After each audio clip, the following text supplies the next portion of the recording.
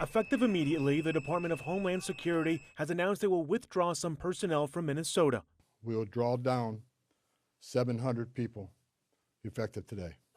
Operation Metro Surge saw roughly 3,000 DHS personnel deployed to Minneapolis in December. The conduct of some of those agents quickly sparked outrage among residents and led to the fatal shootings of 2 U.S. citizens. Border Czar Tom Homan was deployed to Minneapolis following the killing of Alex Preddy less than 2 weeks ago. My goal with the support of President Trump is to achieve a complete drawdown, but that is largely contingent upon the end of the illegal and threatening activities against ICE. Homan says the administration plans to roll out body-worn cameras nationwide, beginning with a focused deployment in Minneapolis. He added that an internal review revealed inconsistencies in how officers used body cameras. Some officers and agents had them, some didn't. That inconsistency was unacceptable, so we moved immediately to prioritize full body cam deployment in the city. Paying for body cameras is one of the key issues before Congress as they debate the use of body cams for DHS. On Tuesday, President Trump signed a spending package into law, ending the partial government shutdown, but pushing the can down the road for DHS's budget.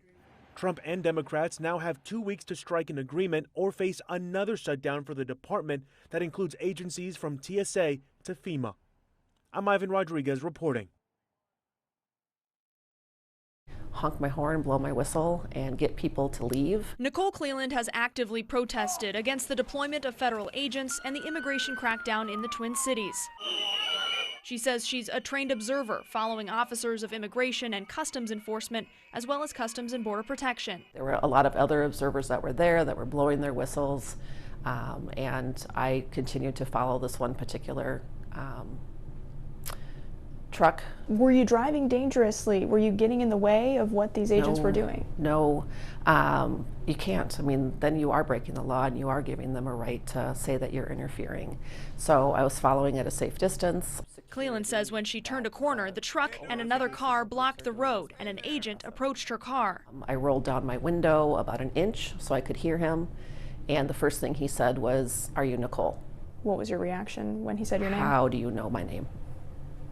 How do you know who I am? She says the Border Patrol agent gave her a warning that she was being recorded and told her to stop following. Facial recognition and that his body cam was on. One source briefed on Department of Homeland Security tactics confirmed to CBS News that Border Patrol uses facial recognition software, including an app called Mobile Fortify, to scan the faces of demonstrators. Cleland's experience is detailed in a lawsuit filed against DHS, including what she says happened 3 days later. Checked my email just like I do every morning and saw an email that said the status of your global entry has been changed. And so I went and logged in to global entry, and it says right on the front, it says the date of 1/13/2026 revoked. How long had you had global entry? Since 2014. So you would no longer be able to go through that shorter line while you're traveling? Yep. And in all honesty, I don't care about that. It isn't about losing that privilege. It is about how I lost the privilege. Just says, we regret to inform you that your membership in global entry has been... Cleland says she wasn't given a reason for her change in status and says it should have been active for 3 more years. In a sworn statement, she says, quote, "I am concerned that the revocation was the result of me following and observing the agents. This is intimidation and retaliation." CBP tells Cleland it can revoke this clearance without providing a reason. In a statement, a spokesperson for Customs and Border Protection said there has been no new directive from CBP on global entry revocations. Body-worn cameras are utilized to document encounters and are not equipped with CBP's facial comparison technology. Showing that. I don't want this. Okay. It's been 3 days since these 2 boys have seen their parents. Their mom and dad, Reynaldo Chirino and Cris Estefani, dropped them off at school in Chula Vista Tuesday morning, but never showed up to pick them up. Shortly after school drop-off, ICE stopped and arrested them. And there was a voicemail, and I could hear the ICE agent in the background saying that she had opportunity to call and figure out who's going to pick up the kids. ¿Qué vas a querer para tu cumpleaños? Itzel Jimenez got the call that the pair had been detained. She's a family friend who, with the help of a temporary caregiver authorization affidavit, has stepped in to care for the boys ages 12 and 4. They have no other family nearby. It was either they were going to go to CPS because no one was going to pick them up, or they're going to come with somebody that they knew. So I decided to just take them. The couple from Venezuela and Colombia are now detained at the Otay Mesa Detention Center. Reynaldo called me from inside the facility. He says they're a hard-working family with no criminal record here or back home, who came to the country legally in 2022 under temporary protected status for Venezuelans. He says he had a valid work permit and worked with his wife cleaning offices.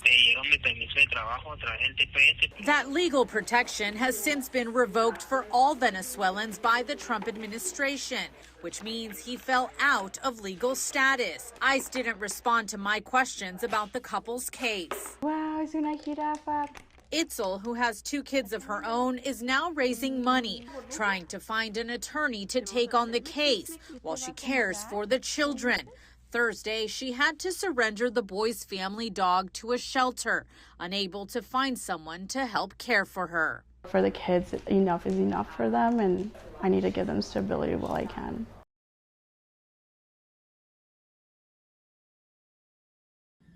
And this is not about ICE doing normal ICE stuff. The objection is to ICE pulling people off the street indiscriminately. It's these roving bands that were walking through Minneapolis and targeting both Latino and Somali people without regard for whether any crime had been committed at all. The frustration, of course, comes in the way and the how people in our city have been treated. I think you've got tens of thousands of people in Minneapolis that are standing up and speaking out and delivering food to those that would be terrified to go outside and stand and watch it at daycare. And they're doing it for the right reasons. They're doing it because they care about their neighbors. And that is a beautiful Minneapolis sentiment.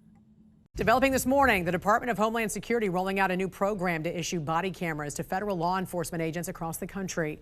First agents to receive those cameras are in Minneapolis. It wasn't my decision. I would have, I leave it to her. They generally tend to be good for law enforcement because people can't lie about what's happening.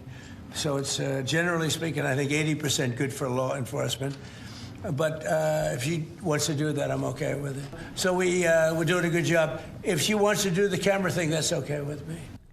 Democratic leaders in sanctuary jurisdictions also coming under pressure to cooperate with federal law enforcement as the administration shifts its strategy on the ground. Some lawmakers say those leaders could face jail time if they do not allow local police to cooperate. Bad Bunny, debí tirar más fotos. An overwhelmed Bad Bunny warmed up for the Super Bowl by accepting 3 Grammys, including Album of the Year. I'm gonna say, eyes out. We don't hate them. We love our people, we love our family, and that's the way to do it, with love. Immigration was also on the minds of Song of the Year winners Billie Eilish and Phineas. No one is illegal on stolen land. And Best New Artist winner Olivia Dean. I guess I want to say I'm up here as a granddaughter of an immigrant. I'm a product of bravery, and I think those people deserve to be celebrated. Jelly Roll celebrated Jesus after winning a trio of trophies. Jesus is for everybody. Jesus is not owned by one political party. Jesus is not owned by no music label. Jesus is Jesus, and anybody can have a relationship with him. President of Ukraine next. Ex-CNN host Don Lemon facing legal consequences after he was arrested and charged in connection to the anti-ICE demonstration inside a Minnesota church. Joining us now to break down the charges and the case is former prosecutor and attorney Jeremy Eldridge, partner at Zealous Advocates. Good morning to you, sir. How did the DOJ finally get charges against Don Lemon and these other defendants, since initially we saw a federal magistrate judge refuse to file charges, even an appellate judge at one point also refused? How did those charges finally come about? Well, first off, what you have to acknowledge here is that it's very uncommon for charges to be brought to a magistrate, which is a version of a federal judge, and for that federal judge to not sign the initial warrant. And the point of that is that the judge didn't find that there was probable cause to believe that Don Lemon committed a crime. And so what the United States Attorney's Office did is they bypassed that magistrate. They went to a grand jury, which are citizens from across the state that hear cases on a regular basis and make the same determination. They believe there was probable cause, and now we have charges. They got that done pretty quickly, wouldn't you say? I mean, we're talking in a matter of days.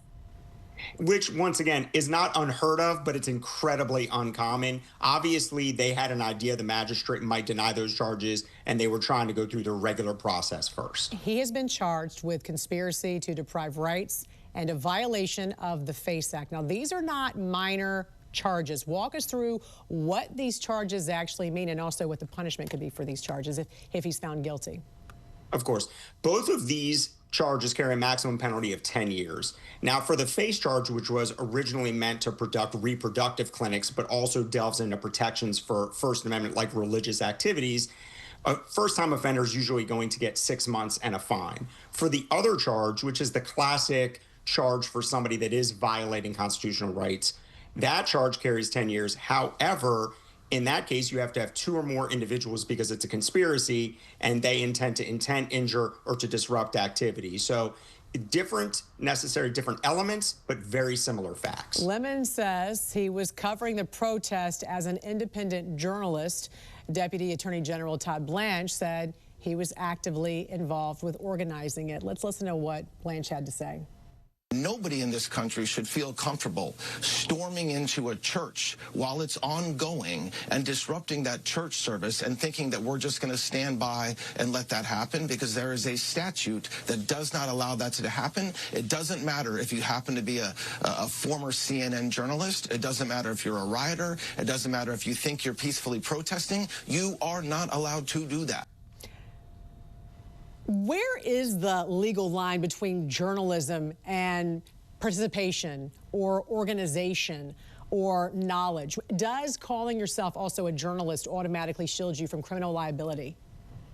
Well, we want journalists to have this shield. That's the constitutional right that exists. Where we draw the line is when you're organizing, when you're part of that mission, not necessarily there to cover it, which means gathering information so that it can be later disseminated to the public. I think it's a little more difficult in this day and age to define what a journalist is, which is why the court is going to have a very difficult time deciding whether these protection extends to freelance journalists, bloggers, right, internet sleuths. Where are we going to draw that line? I mean, everybody can be a journalist these days, right? We have them all the time on X, on Facebook, on Instagram. In fact, sometimes that's some of the best stuff you see is from people who are out and about, who happen to be at the scene, at the place, covering this. So where is that? Could anybody be a journalist?